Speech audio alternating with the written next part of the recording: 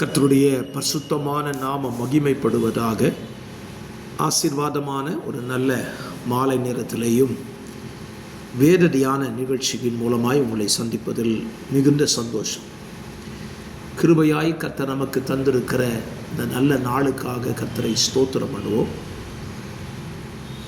இந்த மாலை நேரத்திலேயும் கர்த்தருடைய வேதத்தை நாம் தியானிக்க பரிசுத்த தேவன் நமக்கு உதவி செய்வாராக. கண்களை மூடி ஜெபிக்கலாம். பிதாவே, உம்முடைய வேதத்தை நாங்கள் தியானிப்பது எங்களுக்கு அது ஆசீர்வாதம், நன்மையாக இருக்கிறதுனால வேதத்தை தியானிக்க எங்களுக்கு உதவி செய்யும். இயேசுவின் நாமத்தில் பிதாவே, ஆமென். ஆமென். கர்த்தர் நல்லவர். இந்த நாளுக்கான வேத தியான பகுதி எபிரெயர் 9ஆம் அதிகாரத்தை நாம் தியானிக்க போகிறோம். சாந்தமாய் கர்த்தருடைய வசனத்தை நாம் கேட்கலாம். உங்களுக்கு அது பிரயோஜனமாக இருக்கட்டும் என்று சொல்லி கர்த்தரை ஸ்தோத்திரம் பண்ணுகிறேன்.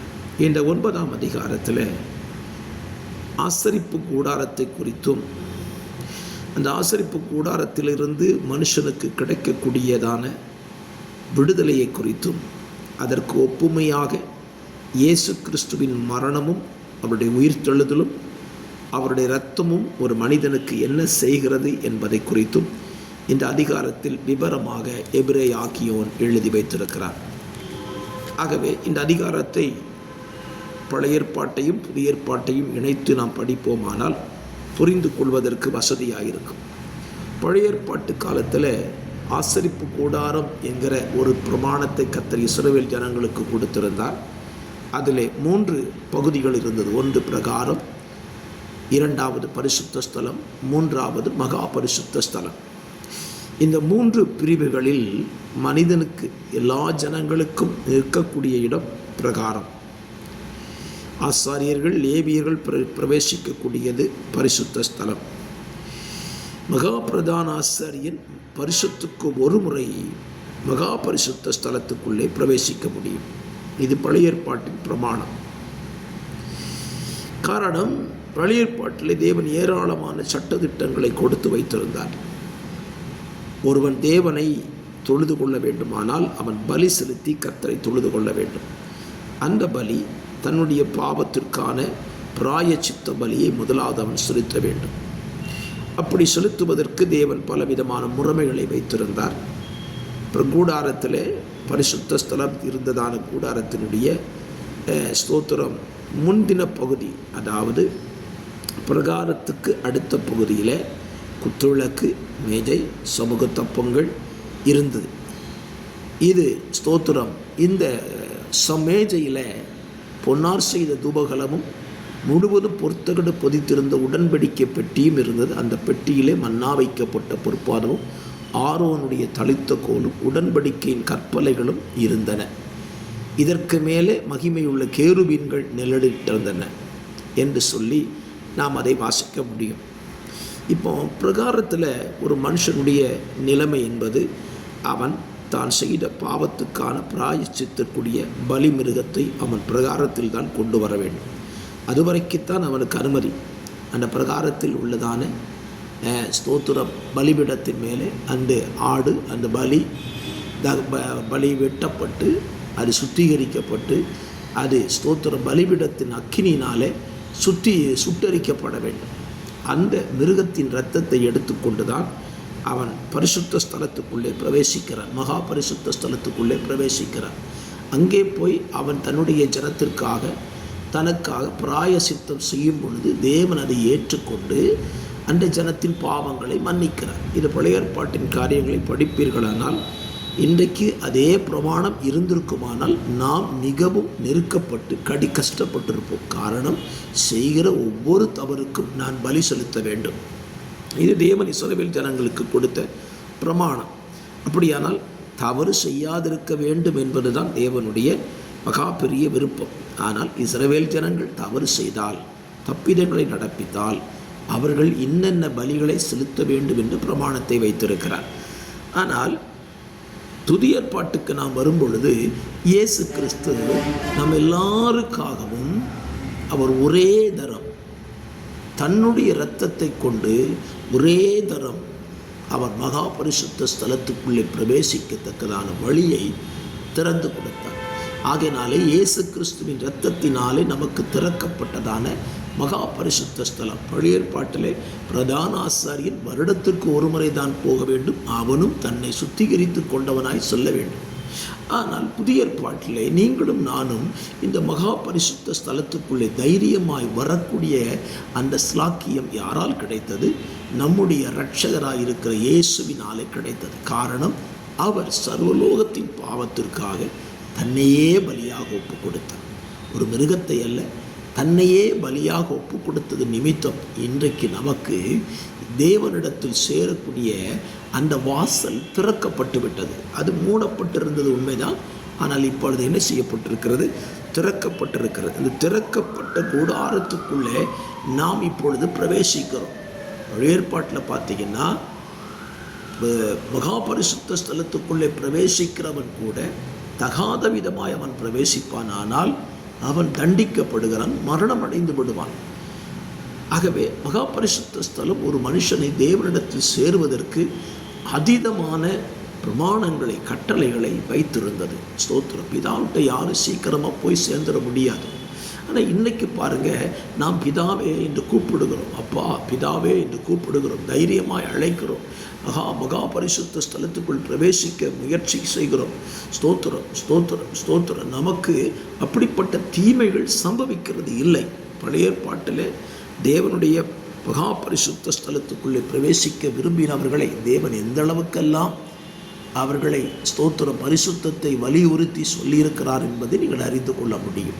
ஒரு உதாரணம் சொல்ல, உடன்படிக்கை பெட்டி கொண்டு போகப்படும் பொழுது ஊசா அந்த பெட்டி ஆடுகள் மிரண்டு அந்த பெட்டி கீழே விழக்கூடிய சூழ்நிலை வந்த பொழுது ஊசா அதை பிடித்தான், தேவன் அவனை அடித்தார் என்று எழுதப்பட்டிருக்கிறது. நல்ல எண்ணம் தானே, பெட்டி கீழே விழுந்திருக்கக்கூடாதுங்கிறது அவனுடைய ஆசை. ஆனால் தேவன் ஏன் அவனை அடிக்க வேண்டும்? நல்ல எண்ணத்தோடு தானே செய்தான்.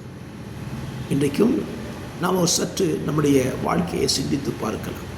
தேவனுடைய உடன்படிக்கை, தேவன் தங்கி இருக்கிறதான ஸ்தானம், தேவன் தங்கி இருக்கிறதான பிரதான ஸ்தானத்தில் ஸ்தோத்திரம், நாம் அதை கையாளுவதற்கு, தேவனுடைய சமூகத்தை கையாளுவதற்கு தேவனுக்கு ஏற்ற ஒரு பரிசுத்தம் நம்மில் இருக்க வேண்டும்.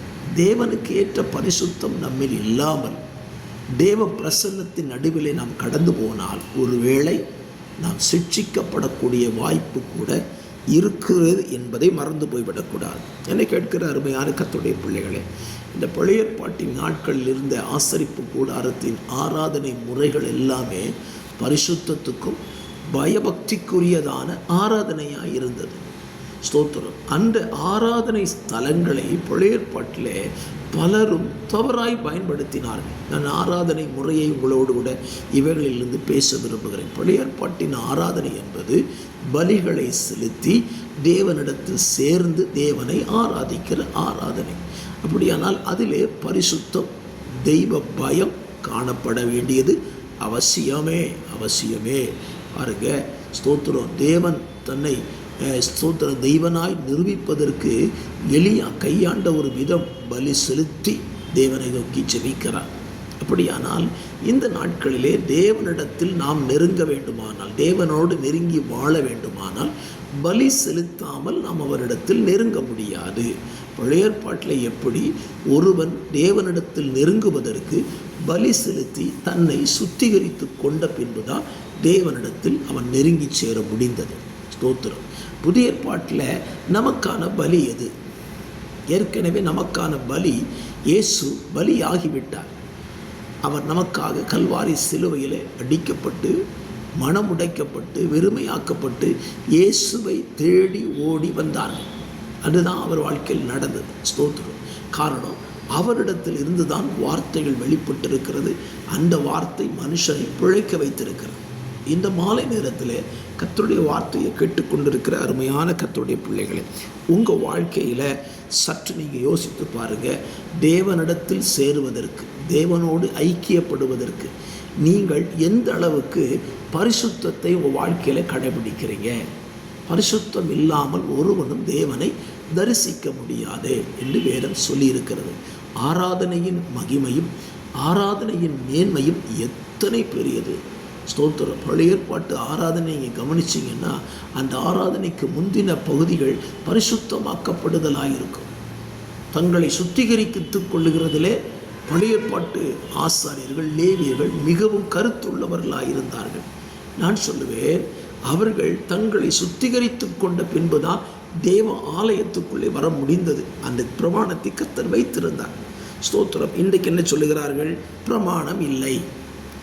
தேவன் திரைச்சீலையை 2ஆய் கிழித்து விட்டார், அங்கே திறப்பு உண்டாயிற்று என்று சொல்லுகிறார். தேவாலயத்தின் திரைச்சீலை 2ஆய் கிழிந்ததே அல்லாமல், மகா பரிசுத்த ஸ்தலத்துக்கு போகக்கூடிய மார்க்கம் திறக்கப்பட்டதே அல்லாமல் பரிசுத்தம் மாற்றப்படலை. பழைய ஏற்பாட்டில் தான் பரிசுத்தம் வேணும், புதிய ஏற்பாட்டில் பரிசுத்த வேண்டாம் என்று சொல்லவில்லை.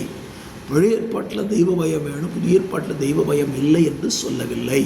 என்ன கேட்கிற கர்த்தருடைய பிள்ளைகளே, பழைய ஏற்பாட்டில் பாருங்கள், தேவனை ஸ்தோத்திரம் மோசே சந்தித்த அந்த நிமிஷத்தில் தேவன் சொன்ன வார்த்தை என்ன? உன் காலில் இருக்கிற பாதரட்சையை கழற்றி போடுன்னு சொன்னார். ஸ்தோத்திரம். தேவனை ஒரு மனுஷன் சந்திக்கணும், தரிசிக்கணும்னா நிச்சயமாக சொல்லுவேன், அவனிலே சில மாற்றங்கள் தேவை. ஆமென். கர்த்தர் நல்லவர். தேவனை ஆராதிப்பதில் ஒரு மாற்றம் தேவை, தேவனை தொழுது கொள்ளுவதில் ஒரு மாற்றம் தேவை, தேவனை பட்சமாய் அண்டிக் கொள்ளுவதில் ஒரு மாற்றம் தேவை. என்னை கேட்கிற கர்த்தருடைய பிள்ளைகளை, உங்கள் ஆராதனை எப்படி இருக்குன்னு யோசித்து பாருங்கள். பழைய ஏற்பாட்டில் இதெல்லாம் கர்த்தர் மாற்றிட்டாரு.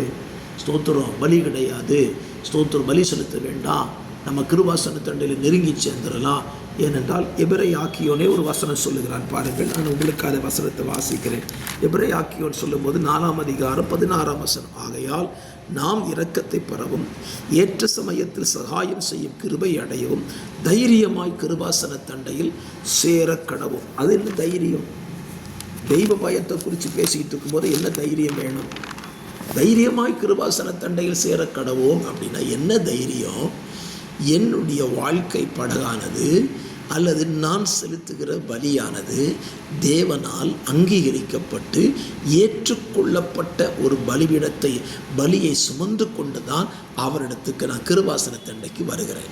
ஸ்தோத்திரம். ஏனென்றால் அவர் கிருபை உள்ள தேவன் தான், இல்லை என்பதில்லை. ஆனால் பாவத்தை வெறுக்கிறவர், பாவியைத்தான் நேசிக்கிறாரே தவிர பாவத்தை அவர் நேசிக்கிறதே கிடையாது. பாவத்தை வேரோடு அறுத்து எறிந்தவர் தான் நம்முடைய இரட்சகர். ஸ்தோத்திரம். யோசித்து பாருங்க, பாவம் இல்லாத ஒரு பரிசுத்தரை பாவத்தோடு கூட ஆராதிக்க முடியுமான்னு கேட்டால் முடியாது, முடியவே முடியாது. அது அப்படி ஒருவேளை நமக்கு முடிந்தாலும் ஆண்டவருக்கு அதை ஏற்றுக்கொள்ளக்கூடிய வாய்ப்புகள் இல்லை. இந்த மாலை நேரத்திலே உங்களுடைய ஆராதனை, நீங்கள் தேவனை துதிக்கிற ஆராதனை எப்படி இருக்கிறது என்று யோசித்து பாருங்கள். உங்கள் ஆராதனையில் தெய்வ பயம் இருக்கிறதா? இன்றைக்கி ஆராதனை அப்படின்னு சொன்னாலே தேவ பயமற்ற ஆராதனை தான் இன்றைக்கி நிறைய இடங்களில் நடந்து கொண்டிருக்கிறது. சபைகளாக இருக்கட்டும், வீடுகளில் நடத்தப்படுகிற கூடுகையாக இருக்கட்டும், எந்த கூடுகையாக இருந்தாலும் தெய்வ பயம் எங்கே என்பது தேவனுடைய கேள்வி. மல்கியா 1ஆம் அதிகாரம் 6ஆம் வசனத்தில் ஆண்டவர் சொல்லும்போது இப்படி சொல்லுகிறார், நான் பிதாவானால் எனக்கு கனமேங்கி, நான் ஸ்தோத்திரம் என்று சொல்லி பட்டியலிட்டு, நான் பிதாவானால் எனக்கு பயப்படும் பயம் எங்கே? ஸ்தோத்திரம். அப்போ தேவனுடைய கரத்தில் நம்ம பார்க்க வேண்டிய காரியம் ஸ்தோத்திரம். தேவனிடத்தில் நாம் நெருங்கி சேர வேண்டுமானால் நமக்கு இன்றைக்கி திரைச்சலை கிழிக்கப்பட்டது உண்மைதான். இப்போ நமக்கு யாருமே தேவையில்லை, நமக்கு பலி செலுத்தக்கூடிய ஒரு ஆசாரியன் தேவையில்லை. ஏற்கனவே பிரதான ஆசாரியனாகிய நம்முடைய இரட்சகர் நமக்காக பலி செலுத்தப்பட்டு விட்டார். ஸோ நமக்கு இனி ஒரு ஆசாரியன் பலி செலுத்துவதுபடி நிற்க வேண்டிய அவசியம் இல்லை.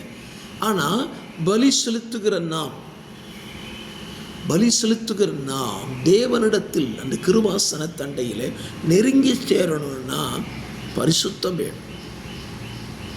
பரிசுத்தம் இல்லாமல் ஒருவனு தேவனை தரிசியான்.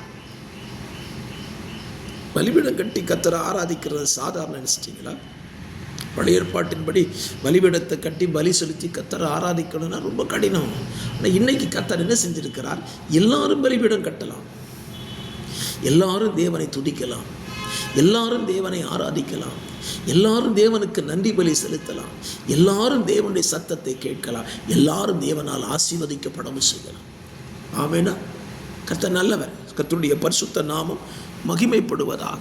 ஆகவே இந்த மாலை நேரத்தில் உங்களை தயவாய் பட்சமாய் கேட்டுக்கொள்வேன். தாவீதினுடைய அந்த ஸ்தோத்திர வார்த்தைகளும் பவுலுடைய கூற்றுகளை நீங்கள் இந்த அதிகாரத்தில் அதிகமாக தியானிக்கலாம். தெய்வத்தை ஆராதிக்கிற அந்த ஆராதனை முறையில் ஸ்தோத்திரம் ஆண்டவர் சொல்லும்போது சொன்னார், ஸ்தோத்திரம் ஒரு மனுஷனுடைய பாவம் காளை வெள்ளாட்டுக்கடா இவைகளின் இரத்தத்தினாலே அவன் சுத்திகரிக்கப்படுகிறான். அவன் ஒரு மனுஷனை சுத்திகரிப்பது எது? இரத்தம். அது காளை இரத்தமோ கடாவின் இரத்தமோ ஆடு மாடுகளின் இரத்தமோ என்பதல்ல பிரச்சனை. இரத்தம் ஒரு மனிதன் என்ன செய்கிறது? சுத்திகரிக்கிறது, அவனை சுத்தப்படுத்துகிறது. அப்படியானால் நம்மை சுத்தப்படுத்துவதற்கு குற்றமற்ற மாசற்ற தம்முடைய சொந்த இரத்தத்தை இயேசு நமக்காக கொடுத்தார். ஒரு அல்லேலூயா சொல்லிடுவோமா? அல்லேலூயா. கர்த்தர் நல்லவர். குற்றமற்ற ஒரு இரத்தம். இயேசுவை குறித்து குற்றவாளின்னு சொல்லி ஒருத்தருமே சொல்லலை. ஜனங்கள் வேணால் கத்தி இருக்கலாம், கல்லை கொண்டு எரிஞ்சாங்க. ஸ்தோத்திரம். அவர் மரித்தே போனார். ஈட்டியை வச்சு விழாவில் குத்தி செக் பண்ணி அனுப்புகிறான், மரிச்சே போனார். ஸ்தோத்திரம். ஆனால் ஸ்தோத்திரம் நம்முடைய ஸ்தோத்திரம் வாழ்க்கையை நம்ம யோசித்து பார்த்தா அந்த ஸ்தோத்திரம் தேவ சமூகத்துக்கு நெருங்குவதற்கு, தேவனோடு ஐக்கியம் வைத்துக் கொள்வதற்கு நமக்கு பிரதானமான தேவை என்பது தேவனுடைய பரிசுத்தம். தெய்வ பரிசுத்தம் இல்லாமல் தேவனோடு நம்மளால் நெருங்கி வாழ முடியாது. வேத புத்தகத்தில் பாருங்கள், ஸ்தோத்திரம் மோசே ஒரு காட்சியை பார்க்குறான். முட்செடி எரிகிறது, அவிந்து போகலை. கிட்ட போய் பார்க்கணுன்னு ஆசை இருக்குது. கிட்ட நெருங்கி வரும்போது தான் சத்தம் கேட்குது, மோசே மோசே ஸ்தோத்திரம் உன் காலில் இருக்கிற பாதரட்சையை கழட்டுன்னு சொன்னார். தேவனிடத்தில் நெருங்குகிறவன், தேவனிடத்தில் பேச விரும்புகிறவன், தேவனுடைய வார்த்தையை கேட்க விரும்புகிறவன் என்ன செய்ய வேண்டும்? தெய்வ பயத்துக்கடுத்த காரியத்தில் தன்னை ஈடுபடுத்தி கொள்ளுகிறவனாக இருக்க வேண்டும். அந்த தெய்வ பயம் உள்ள ஒரு வாழ்க்கை தான் ஒரு மனுஷ வாழ்க்கையை மாற்றக்கூடியது. ஸ்தோத்திரம். கர்த்தர் நல்லவர். ஸ்தோத்திரம். அப்படியானால் அந்த ஸ்தோத்திரம் பழைய ஏற்பாட்டின் ஆராதனைகளுக்கும் புதிய ஏற்பாட்டின் ஆராதனைக்கும் உள்ள வித்தியாசம் என்ன? பழைய ஏற்பாட்டிலே ஆராதனை செய்வதற்கென்று சில குறிப்பிட்ட இடங்கள் வைக்கப்பட்டிருந்தது. ஸ்தோத்திரம். ஆலய வடிவிலான ஆசரிப்பு கூடாரத்தில் பிரகாரம் பரிசுத்த ஸ்தலம், மகா பரிசுத்த ஸ்தலம் என்று வைக்கப்பட்டிருந்தது. ஆனால் இன்றைக்கு உள்ள ஆலயங்கள் அப்படி இல்லை. ஸ்தோத்திரம். ஒன்று சொல்லலாம், மிகப்பெரிய மகா பரிசுத்த ஸ்தலம் என்று போதகருடைய அந்த இருப்பிடத்தை சொல்லிக்கொள்ளலாம். பரிசுத்த ஸ்தலம் என்பது நாங்கள் அமருகிற இடம். ஸ்தோத்திர பிரகாரம் என்பது ஆலயத்துக்கு வெளியே நிற்கிறவர்களிடம் என்று எல்லாம் பிரித்து கொள்ளலாம். ஆனால் ஒரு காரியத்தை புரிந்து கொள்ளுங்கள், எங்கு நாம் நிற்கிறோம் என்பது அல்ல. பிரகாரத்தில் நிற்கிறீர்களா, பரிசுத்த ஸ்தலத்துக்கு வந்துட்டீங்களா, மகா பரிசுத்த ஸ்தலத்துக்கு போயிட்டீங்களா என்பது முக்கியம் அல்ல. நீங்கள் தேவனை ஆராதிக்கிற ஆராதனையின் முறைமை என்பது மிக முக்கியமானது. மிக முக்கியமானது. நாம் எப்படி தேவனை ஆராதிக்கிறோம்? ஸ்தோத்திரம். நம்ம எப்படி தேவனை ஆராதிக்கிறோம்? யோசித்து பாருங்கள். ஸ்தோத்திரம். பாவத்தோடு கூட கர்த்தரை என்ன செய்ய முடியாது? ஆராதிக்க முடியாது. பாவமில்லாத ஒரு பரிசுத்தரை ஆராதிப்பது நம்ம மேல் விழுந்த கடமையாக இருக்கு. இந்த மாலை நேரத்திலேயும் அப்படிப்பட்ட வார்த்தைகளை நான் உங்களுக்கு சொல்லி கர்த்தரை உயர்த்துகிறேன். அல்லேலூயா, அல்லேலூயா. அப்படியானால் ஆராதனையை நாம் இந்த காலங்களில் எப்படி செய்ய வேண்டும்? பழைய ஏற்பாட்டு ஆராதனையினுடைய இரத்தம் ஒரு மனிதனை சுத்திகரித்தது, அவனை கழுவினது. புதிய ஏற்பாட்டிலே தேவனுடைய இரத்தம் நம்ம என்ன செய்கிறது பாருங்கள். அதனுடைய 14ஆம் வசனம், நித்திய ஆவியினாலே தம்மை தாமே பழுதற்ற பலியாக தேவனுக்கு ஒப்பு கொடுத்த கிறிஸ்துவினுடைய இரத்தம் ஜீவனுள்ள தேவனுக்கு ஊழியம் செய்கிறதற்கு உங்கள் மனசாட்சியை செத்த கிரியைகள் அற சுத்திகரிப்பது எவ்வளவு நிச்சயம். இயேசு கிறிஸ்துவின் ரத்தம் நம்ம என்ன செய்யுது பாருங்கள். நம்ம ரத்தம் ஜீவன் உள்ள தேவனுக்கு ஊழியம் செய்வதற்கு உங்கள் மனசாட்சியை செத்த கிரியைகள் அற என்ன செய்கிறதா? சுத்திகரிக்கிறது.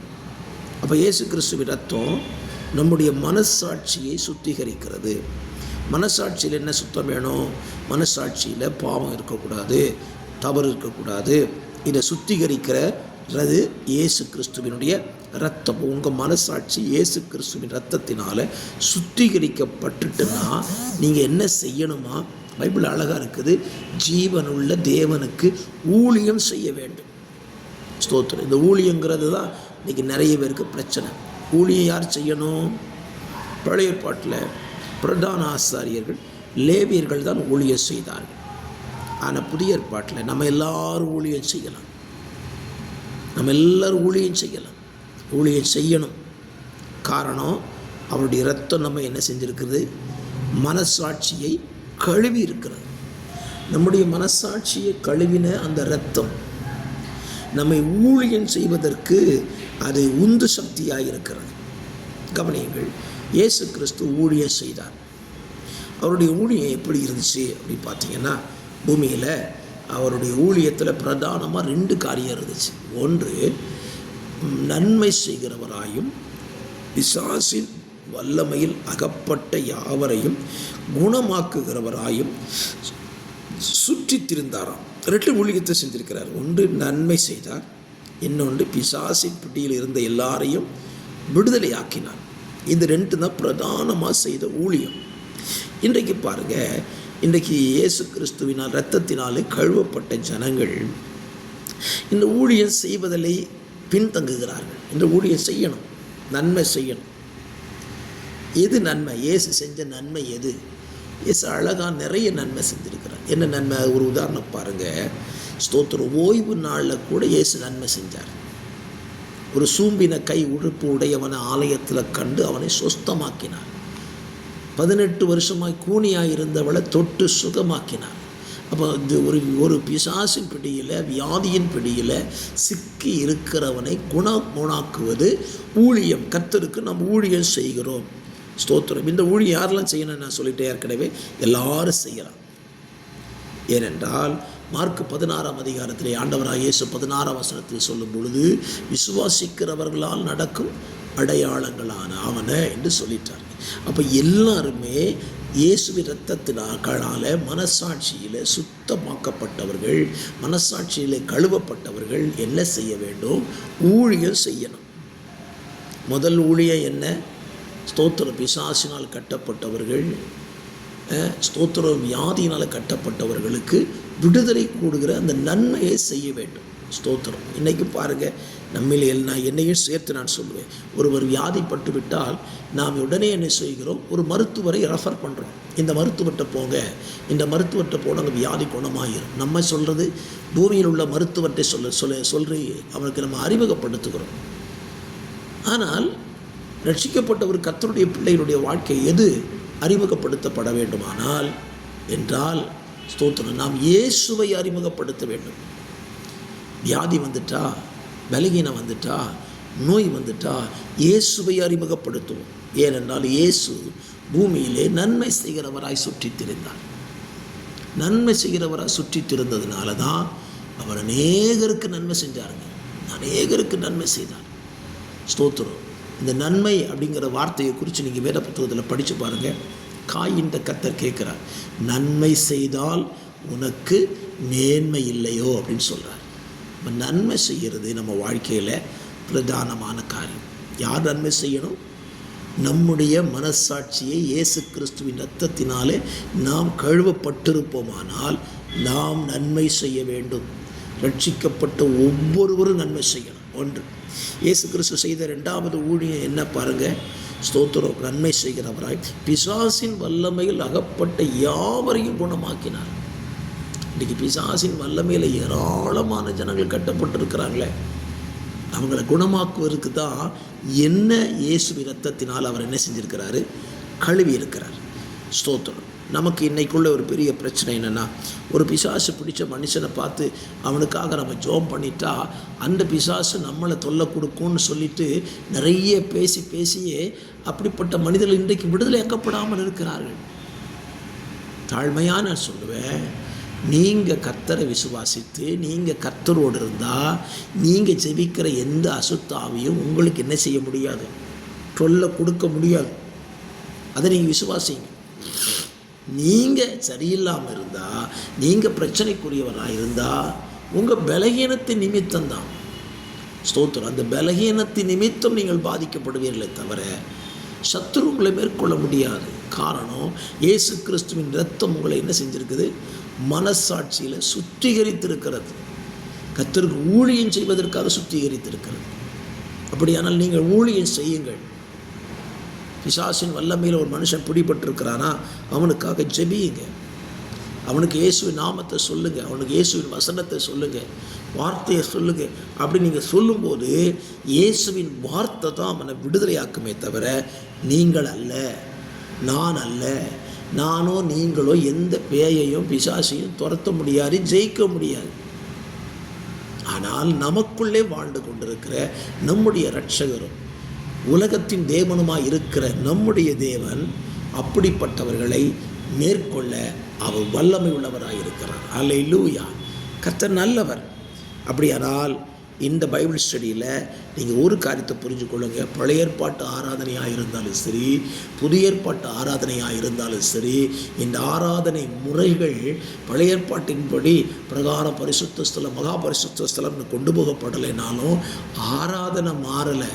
ஆராதனை ஸ்தலத்தின் முறைகள் மாறினே தவிர ஆராதனை முறைமை மாறலை. இன்றைக்கு நீங்கள் தேவனை ஆராதிக்கணும்னா இரத்தம் சிந்துதல் அவசியமானது. ஸ்தோத்திரம். பரிசுத்தம் அவசியமானது. பாவம் இல்லாமல் பரிசுத்தரை ஆராதிக்க வேண்டும். ஸ்தோத்திரம். அதுதான் விஷயம். ஸ்தோத்திரம். இன்றைக்கி நீங்கள் ரத்தம் சிந்துறது எப்படி சிந்தணும்?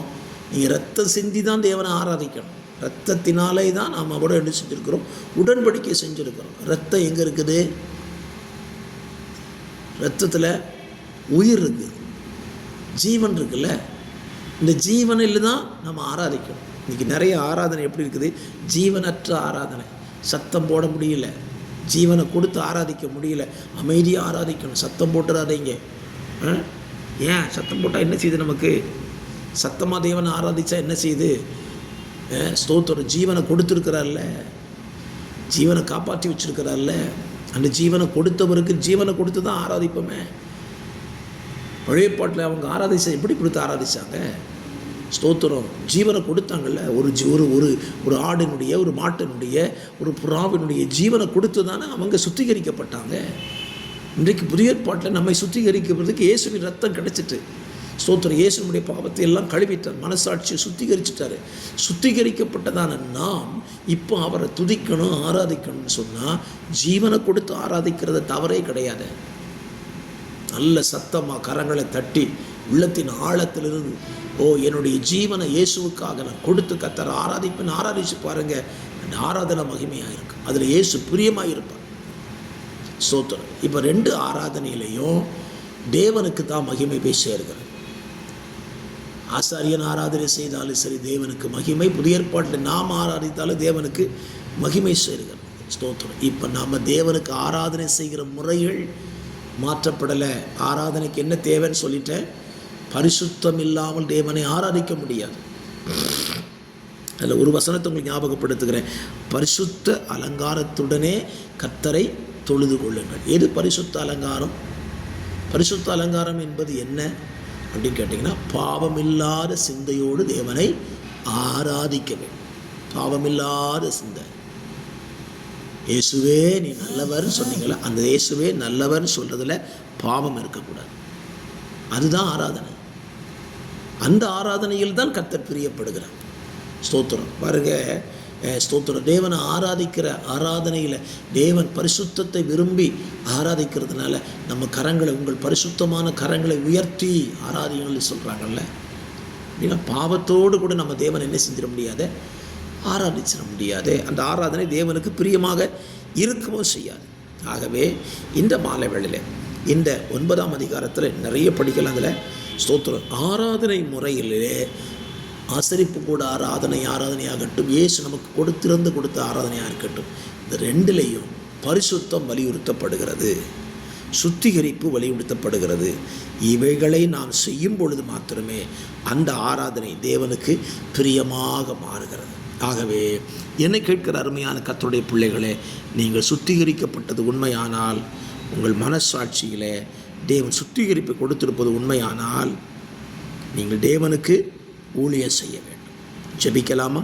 பரிசுத்தமுள்ள நல்ல பிதாவே, இந்த நல்ல மாலை நேரத்திலையும் கேட்கிறதான இந்த வார்த்தையின்படியே எங்களுடைய ஆராதனையிலே பரிசுத்தத்தை வலியுறுத்தி தேவனுக்கு ஊழியம் செய்கிற ஒரு ஆராதனையை நாங்கள் செய்யத்தக்கதாக தேவனாகிய கர்த்தர் எங்களுக்கு உதவி செய்ய வேண்டுமா நாங்கள் ஜெபிக்கிறோம். இந்த தியானம் எல்லாம் தேவனுக்கு மகிமையாக புகழ்ச்சியாக இருக்கட்டும்.